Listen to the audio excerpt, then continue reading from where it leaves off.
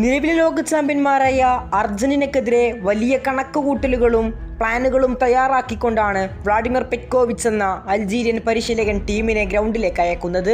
കൃത്യമായ പ്ലാനിംഗ് തന്നെയാണെന്ന് ആദ്യ മിനിറ്റ് മുതൽ നമുക്ക് തോന്നിയതാണ്.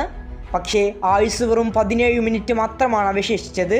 17-ാം മിനിറ്റിൽ സൂപ്പർ താരം ലിയണൽ മെസ്സി പ്രതിരോധത്തെയും ഗോൾ കീപ്പറെയും എല്ലാം കാഴ്ചക്കാരനാക്കിക്കൊണ്ട് ഗോൾ വല ചലിപ്പിക്കുന്നുണ്ട്. രണ്ടാം പകുതിയിൽ മെസ്സിയുടെ സംഹാര താണ്ഡവം കാണുന്നുണ്ട്. മെസ്സി 3 ഗോളുകൾ അടിച്ചു കയറ്റി അൾജീരിയയുടെ പതനം പൂർത്തിയാക്കുന്നുണ്ട്. അങ്ങനെ പ്ലാനുകളും പദ്ധതികളും ഒന്നും ആവിഷ്കരിക്കാനാകാതെ വ്ളാഡിമിർ പെറ്റ്കോവിച്ച് അർജന്റീനയ്ക്ക് മുന്നിൽ അടിയറവ് വെക്കുകയാണ്.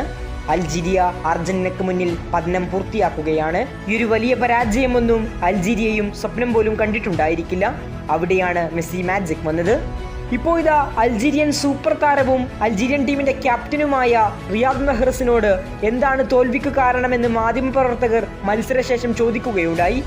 അതിന് അദ്ദേഹത്തിന്റെ ഉത്തരം ഇങ്ങനെയായിരുന്നു. ചോദ്യം ഇങ്ങനെയായിരുന്നു: എന്താണ് താങ്കളുടെ ടീമിന്റെ ഈ ദയനീയ തോൽവിക്കു കാരണം?